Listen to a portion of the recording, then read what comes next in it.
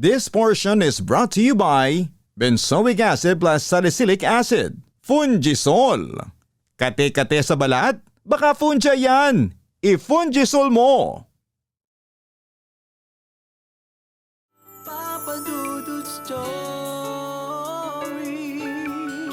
Dear Papa Dudut, huwag kalimutan na mag-like, mag-share at mag-subscribe.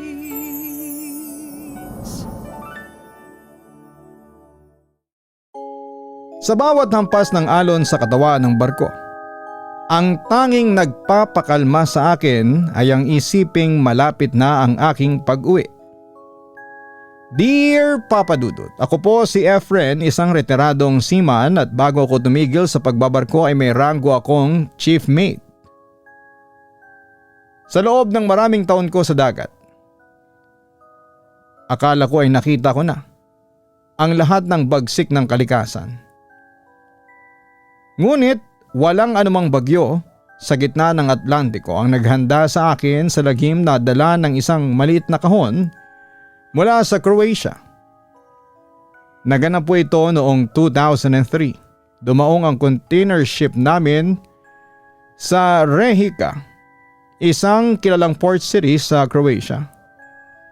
Dapat sandali lang kami dito, siguro yung mga isang araw lang, pero biglang nagkaroon ng aberya ang barko namin at kailangang maayos muna ito bago lumayag. Napabuntong hininga na lamang kaming mga crew. Ibig sabihin noon ay tatagal kami sa Croatia ng ilang araw. Samantala, para maibsa ng lungkot namin, nagaya ang kapitan namin na isang Croatian na magliwaliw kami sa Zagreb, ang kapitolyo ng bansa. Inengganyo niya kami na maganda ang Zagreb at marami daw kaming makikita doon. Siyempre dahil first time ko sa Croatia ay excited ako, kaya mula Rijeka ay nagpunta kami sa Zagreb sakay ng bus. Almost 2 hours din ang naging biyahe namin bago makarating doon at inabot na kami ng gabi noon. Maganda naman ang Zagreb, maraming espesyal na mga shops ang nasa paligid. Marami-rami din ang mga tao sa labas kahit na gabi na. Mailaw din ang buong paligid para itong syudad na walang tulugan. Habang ang mga kasamahan ko ay abala sa paghahanap ng beer at babae, ako naman ay nahilig sa paglilibot sa mga lumang eskinita. Mahilig ako sa mga antigo, mga bagay na may kwento at may kaluluwa. Napunta ako sa isang makitid na kalye malapit sa Zagreb Cathedral. Doon ay nakakita ako ng isang maliit at madilim na shop na may karatulang Stari Predmeti. Pagpasok ko ay sinalubong ako ng amoy ng lumang papel. Amoy amag at isang bagay na hindi ko matukoy, parang amoy ng kandilang katatapos lamang hipan. Sa pinakasulok sa ilalim ng isang makapal na sapot ng gagamba, nakita ko ang isang kahon. Ito ay yari sa madilim na kahoy na oak. May mga ukit na mga anghel na tila naghihinagpis. At isang selyong gawa sa pulang wax na may marka ng isang krus at isang singsing. Yan ay pag-aari ni Cardinal Aloysius Victor Estepenac. Si Cardinal Aloysius Victor Estepenac, sabi ng matandang tindero na biglang sumulpot sa likuran ko. Sinabi niya yon sa wikang Ingles pero translate ko na lamang sa Filipino para maintindihan ng lahat. Samantala ang boses ng matanda ay parang nanggagaling sa bakal. Estepenac? Tanong ko. Kilala ko ang pangalang yon bilang isang martir at bayani ng Croatia. Sinasabing dinala niya ang kahunayan sa kanyang huling hantungan ngunit ninakaw ito ng mga taong hindi alam ang kanilang ginagawa. Dugtong ng matanda na translate ko na lamang. Selyado yan, huwag mong bubuksan Marino. Ang selyo ang nagpapanatili sa katahimikan. Aniya. Dahil sa kuryosidad at sa kagustuhang may madalang espesyal na pasalubong sa aking asawang si Elena, binili ko ang kahon. Hindi ko pinansin ang babala. Sa isipan ko isa lamang itong magandang dekorasyon. Pagkatapos ng 3 buwan natapos ang aking kontrata. Bitbit ang kahon na maingat kong binalot sa bubble wrap, umuwi ako sa aming bahay sa Antipolo. Masaya ang salubong si Elena, ang panganay kong si Bea at ang bunso kong si Patrick na 7 taong gulang pa lamang. Isang gabi habang nag-aayos ako ng mga gamit sa aming kwarto, naiwan ko ang kahon sa ibabaw ng coffee table sa sala. Doon nagsimula ang lahat, Papa Dudut. Tay, tingnan mo ang laruan sa loob, sigaw ni Patrick. Tumakbo ako palabas, nanigas ang dugo ko nang makita kong basag ang pulang selyo. Gamit ang kanyang malit na screwdriver na laruan, naungkat ni Patrick ang trangka ng kahon. Patrick, wag! Hiyaw ko. Inisip ko kasi na once na nabuksan yon ay bababa na ang halaga nun. Pero huli na ang lahat, Papa Dudut. Ang takip ay bumukas ng kusa. Walang alahas sa loob, wala ring ginto. Ang tanging laman nito ay isang piraso ng tuyong leather na may nakasulat na Latin at isang itim na rosaryo na ang butil ay gawa sa tilang ngipin ng tao. Kasabay ng pagbukas nito ay namatay ang lahat ng ilaw sa bahay namin. Isang malamig na hangin ang umihip mula sa loob ng kahon. Isang hanging amoy nabubulok na karne at insenso. Tay, bakit po ang dilim? Tanong pa ni Patrick. Ang boses niya ay hindi na galing sa lalamunan niya, parang may ibang nagsasalita kasabay niya. Nung unang gabi pagkabukas ng kahon ay nagising ako ng 3:00 ng madaling araw. Sa dulo ng aming kama may nakatayong figura. Akala ko ay nananaginip lamang ako. Ang figura ay nakasuot ng red cassock, ang tradisyonal na kasuotan ng isang kardinal. May suot siyang zuchetto o yung maliit na sombrero at isang malaking krus sa dibdib. Ngunit nang dahan-dahan siyang lumingon, hindi mukha ng isang banal na tao ang nakita ko. Ang kanyang balat ay tila uling na pinagtagpi-tagpi. Ang kanyang mga mata ay walang balintataw o yung tinatawag na pupils. 2 butas lamang na naglalabas ng itim na usok. Ang kanyang ngiti ay masyadong malapad, abot hanggang sa kanyang mga tenga. Naglalantad na mga tulis-tulis ng ngipin. Benedicite, bulong ng nilalang. Ang boses ay parang libu-libong langgam na gumagapang sa loob ng tenga ko. Biglang bumukas sa mga pinto ng aming cabinet at nagliparan ng mga gamit. Nagsisigaw si Elena, "Efren, ano yun?" Nang buksan ko ang ilaw, wala na ang figura. Pero sa kisame may nakasulat gamit ang maitim at malapot na likido.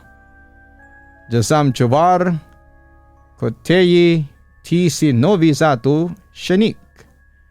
Agad kong ni-research ang ibig sabihin sa Google pero kinilabutan ako sa resulta. Dahil salitang Croatian pala yon, ang ibig sabihin pala ay I am the keeper of the box. You are the new prisoner. Nang hanapin ko ulit ang box, pero hindi ko na ulit siya makita sa loob ng kwarto naming mag-asawa. Nagpanik ako pero agad akong kinausap ni Elena na kahit na hindi na namin makita ang antigong box na yon, ay tatawag na lamang siya ng pari. At yun na nga. Dahil sa kababalaghang nangyari sa bahay namin, agad naming pinablesengan ang bahay. Nagtaka mga anak ko kung bakit bigla kaming nagtawag ng pari, pero hindi namin kinuwento sa mga anak ko ang nangyari dahil ayaw kong matakot sila. Lumipas sa mga araw na tila isang mahabang bangungot. Hindi na kami makatulog. Si Bea ay nagsimulang makakita ng kardinal sa banyo. Nakatitig sa kanya habang naliligo. Si Patrick naman ay nagsimulang magsalita ng mga wikang hindi namin naiintindihan. Mga wikang parang galing sa ilalim ng lupa. Isang hapon nakita ko si Elena sa kusina nakatitig sa kutsilyo. "Elena?" Tawag ko. Lumingon siya pero ang mukha niya ay tila naging kamukha ng demonyo sa kahon. "Kailangan nating mag-alay, Efren. Ang kardinal ay gutom." Sinampal ko siya para magising siya sa kung anong hypnosis ang naroon. Nagyakapan kaming mag-asawa habang humahagulhol. Ang bahay namin na dati ay puno ng saya ngayon ay tila naging isang nicho. Ang amoy ng insenso ay hindi na nawawala. At bawat sulok ng bahay ay tila may nakamasid na. Hindi nagtagal ay nakita ko yung antigong kahon ni Estepena sa ibabaw ng ref namin. Naisip kong itapon ang kahon, sumakay ako sa sasakyan at dinala ko ito sa isang malayong tulay sa Rizal. Itinapon ko ito sa malalim na bangin ngunit nang bumalik ako sa bahay nandun ang kahon sa gitna ng hapagkainan. Basang-basa ng putik at ang takip nito ay nakabukas na tila tumatawa. Sa desperasyon ay tinawagan ko ang isang dating kasamahan sa barko. Nang amain ay isang exorcist na pare, si Father Jose. Nang dumating siya sa bahay, hindi pa siya nakakatapak sa pintuan ay nagsuka na siya ng kulay itim na likido. Efren, hingal na sabi ni Father Jose, hindi yan pag-aari ni Estepinak sa parang iniisip mo. Hindi yan relic, yan ay isang spiritus carcer, isang bilangguan ng espiritu. Ipinaliwanag niya na noong panahon ng digmaan ay may mga demonyong pilit na sumasanib sa mga banal na tao upang dungisan ang kanilang pangalan. Ang demonyong nasa loob ng kahon ay isang legion na ganyong Kardinal Estepinac upang manlinlang. Ang tunay na kardinal ay ginamit ang kanyang huling lakas bago mamatay upang ikulong ang demonyo sa kahong yon at sinelyuhan ng kanyang sariling dugo at pananampalataya. Nang buksan ni Patrick ang selyo, binigyan niyo siya ng permiso na pasukin ang buhay ninyo, ang sabi ni Father Jose. At ngayon ang demonyo ay hindi na basta aalis, gusto niyang palitan ang bawat isa sa inyo. Samantala ay nagsimula ang ritual ng alas 12 ng hating gabi. Nilagay namin ang kahon sa gitna ng sala, nakapaligid kaming apat, hawak-hawak ang mga kamay ni Father Jose. Biglang dumakas ang hangin sa loob ng saradong bahay. Ang mga bintana ay nagbasagan. Mula sa kahon lumabas ang kardinal. Sa pagkakataong ito, hindi na siya nakatayo. Gumagapang siya sa kisame gaya ng isang malaking gagamba. Ang kanyang red cassock ay kumakaluskos na parang tuyong dahon. Efren, tawag niya sa akin. Ang boses niya ay boses ng aking namayapang ama. Bakit mo ako kinulong? Pakawalan mo ako. Huwag kang makikinig, sigaw ni Father Jose habang nagwiwisik ng banal na tubig. Ang demonyo ay bumagsak mula sa kisame sa harapan ni Patrick. Ang anyo nito ay nagbago. Naging isang higanteng halimaw na may mukha ng kardinal ngunit may mga sungay na gawa sa baluktot na krus. Sinunggaban nito ang leeg ng aking anak, Papa Dudut. Bitawan mo siya, sigaw ko. Sinubukan kong saksakin ang nilalang ng isang krusipihyo. Pero parang tumama lang ako sa pader. Nagsimulang yumanig ang buong bahay, ang mga dingding ay tila dumudugo na. Narinig ko ang koro ng mga boses. Libo-libong kaluluwang nagdurusa sa loob ng kahon. Kailangan ng selyo, sigaw ni Father Jose. Hindi sapat ang dasal. Kailangan ng sakripisyo ng pananampalataya at pag-ibig. Naalala ko ang sinabi ng matanda sa Zagreb, dugo at pananampalataya. Kinuha ko ang itim na rosaryo mula sa kahon kahit ramdam ko ang pagkapaso ng aking balat. Ibinalot ko ito sa aking kamao sa pangalan ni Kristo, bumalik ka sa iyong pinanggalingan. Ipinako ko ang aking tingin sa mata ng demonyo. Hindi ako natakot. Hindi para sa sarili ko, kundi para sa pamilya ko. Sa bawat salita ng ama namin, sinusuntok ko ang hangin, itinutulak ang presensya nito pabalik sa malit na kahon. Ang demonyo ay naglabas ng isang matinis na tili na nagpatunog sa aking mga tenga hanggang sa dumanak ang dugo rito. Unti-unti ang usok ay nahigop pabalik sa kahon. Ang anyo ng kardinal ay natunaw. Naging parang itim na putik na pilit na kumakapit sa sahig. Ngayon na, Efren, ang selyo. Wala akong pulang wax pero meron akong debosyon. Kinagat ko ang aking daliri hanggang sa dumugo ito at iginuhit ko ang tanda ng krus sa ibabaw ng takip ng kahon habang sinasara ko ito ng buong lakas. Katahimikan ang umalingaw-ngaw sa buong bahay. Ang tanging naririnig na lamang ay ang mabigat na pahinga o paghinga naming 5. Ang sala ay wasak. Ang mga gamit ay durog. Ngunit ang kahon ay sarado na. Ang dugo sa ibabaw nito ay natuyo at naging kulay itim. Tila naging permanenteng bahagi na ng kahoy. Hindi namin hinintay ang umaga. Sa tulong ni Father Jose, dinala namin ang kahon sa isang lihim na monasteryo sa labas ng lungsod, kung saan ay may mga paring tinalaga ang buhay sa pagbabantay sa mga ganitong bagay.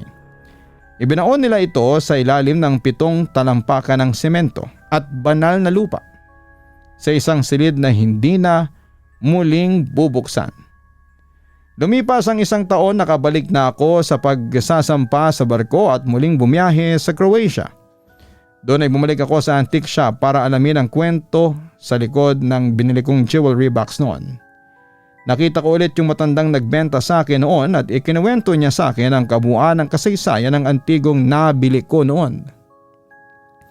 Samantala, noong sumampa muli ako sa barko, dumaong ulit kami sa Rehika. At dahil 2 buong araw naman ang itatagal namin sa pwesto, nagpasya akong pumunta ng Zagreb para hanapin ulit ang matandang nagbebenta ng mga antigong gamit. Pero hindi ko na siya nakita pa at sa halip ay ibang tao na ang nakita ko at nagpakilala na ito talaga ang may-ari ng antique shop. Nung tinanong ko kung may kilala ba siyang matanda at dinescribe ko pa ang itsura nito sa kausap ko, pero nagtataka ito dahil wala raw nagtatrabahong matanda doon. Pero may hinala siya na baka nilinlang daw ako ng dyablo. Dahil kung siya raw ang nakausap ko, hindi raw niya ibebenta sa akin ang kahon ng Estepinak dahil alam niyang mapanganib ito. In the first place ay hindi naman daw niya ito binebenta. Kaya pala biglang nawala ang kahon dahil binenta pala yon sa akin ng dyablo. Samantala, nagkwentuhan kami tungkol sa nangyari sa akin at sa pamilya ko dala ng Cardinal Diablo. Inalam ko kung ano ang kwento ng dyablo at ang kahon. Malugod namang ikinuwento sa akin ng matanda ang katotohanan. Ito yung natatandaan kong kinuwento sa akin ng tunay na may-ari ng antique shop. Pagpasensyahan nyo na lamang kung hindi ako magaling magkwento, pero gagawin ko pa rin po ang lahat para maintindihan ninyo. Ito na nga, bago ito naging isang antigo sa isang sulok ng shop. Ang kahon ay pag-aari ng isang panday pilak na nagngangalang Borna. Si Borna ay hindi lang isang artesano. Siya ay isang lalaking desperadong iligtas ang kanyang pamilya mula sa gulo ng digmaan. Sa kanyang takot ay gumawa siya ng kasunduan sa isang estranghero na nagpakilalang isang kolektor ng mga banal na sumpa. Ang estrangherong ito ay isang demonyo na nagngangalang Malphas, na nag-aanyong isang mataas na opisyal ng simbahan upang makapanlinlang. Ipinagawa niya kay Borna ang isang kahon na yari sa oak na kinuha mula sa isang punong pinagbitayan ng mga makasalanan. Gawin mo itong maganda, sabi ng estranghero, dahil ito ang magiging hantungan ng isang hari. Samantala si Aloysius Estepinak, ang arsobispo ng Zagreb, ay isang taong may matibay na paninindigan.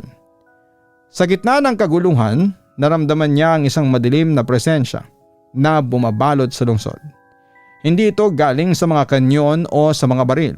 Ito ay isang espiritual na salot. Isang gabi habang nagdarasal sa loob ng cathedral, narinig ni Estepinak ang isang halinghing mula sa ilalim ng altar. Doon niya nahanap ang kahon. Ang demonyong si Malphas ay nagtangkang sumanib sa kardinal upang gamitin ang kanyang posisyon at impluwensya para maghasik ng higit pang kamatayan. Ngunit, ang pananampalataya ni Estepinak ay parang bakal. Sa halip na siya ang maging biktima, Ginamit niya ang kanyang banal na otoridad upang baliktarin ang sumpa. Sa loob ng 3 araw ay 3 gabi nang walang tigil ang eksorsismo. Kinaladkad niya ang espiritu ni Malfas pabalik sa loob ng kahon ni Borna. Hindi ito dapat muling makakita ng liwanag, bulong ng kardinal habang nanginginig ang kanyang mga kamay. Alam niyang hindi basta-basta mamamatay ang demonyo, kailangan itong ikulong. Kumuha siya ng mainit na wax, hinaluan ito ng kanyang sariling dugo at tiniyak ang selyo gamit ang kanyang episcopal ring. Ang ukit ng mga naghihinagpis na anghel sa labas ng kahon ay hindi dekorasyon. Sila ang mga gwardyang espiritual na nakatalaga upang bantayan ang trangka. Ibinili ni Estepinak ang kahon sa isang lihim na kapatiran ng mga monghe sa Croatia.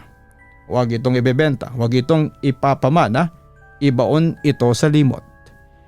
Lumipas sa mga dekada ang alaala ng digmaan ay kumupas na. At ang mga mongheng nagbabantay ay isa-isang pumanaw.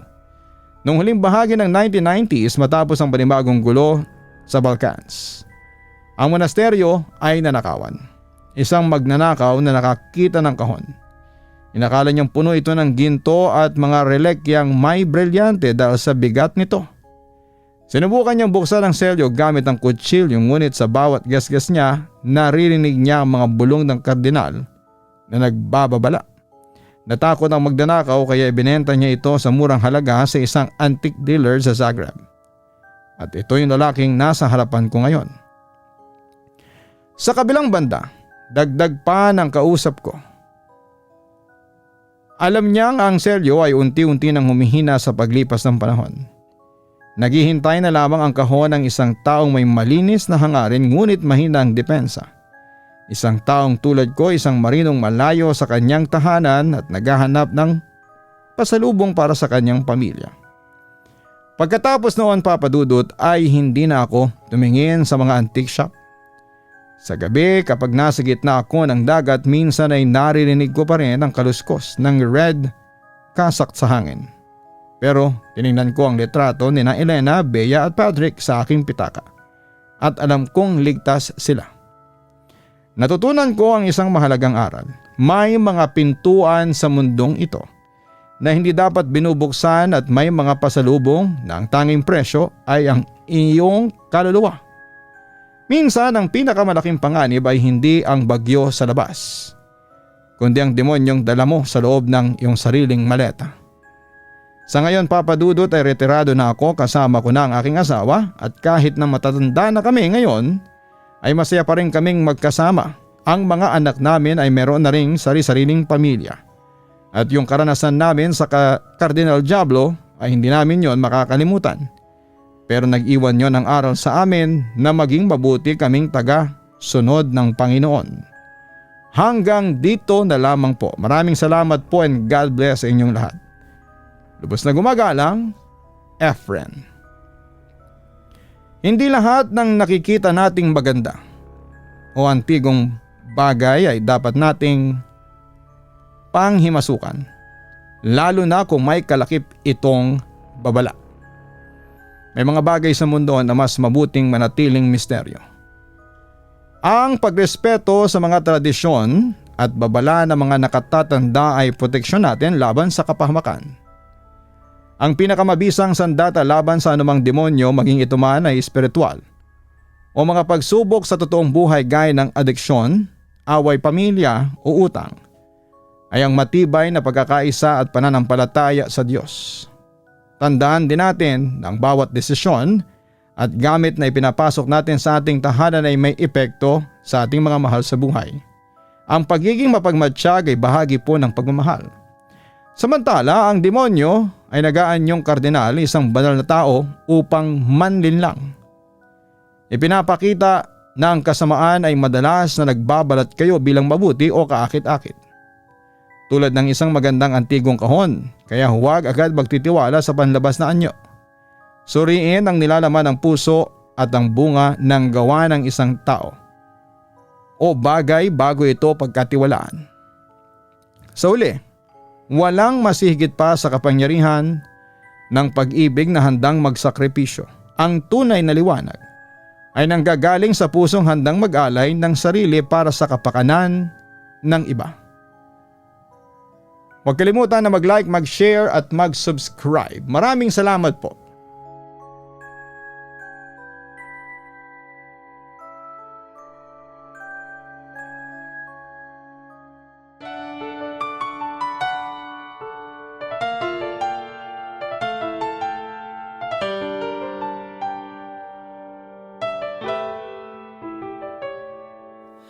Ang buhay ay mahiwaga,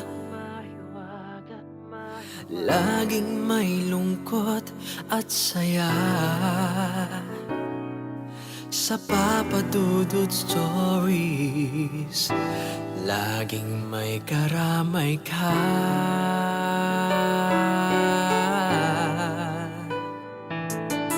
Mga problemang kay bigat, dito ay pakikinggan ka. Sa Papa Dudut Stories, kami ay iyong kasama. Dito sa Papa Dudut Stories, ikaw ay hindi nag-iisa.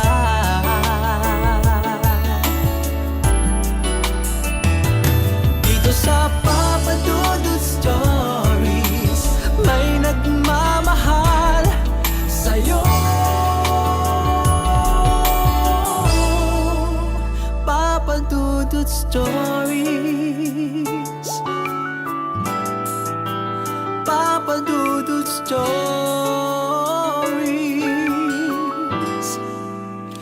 Papa Dudut Stories.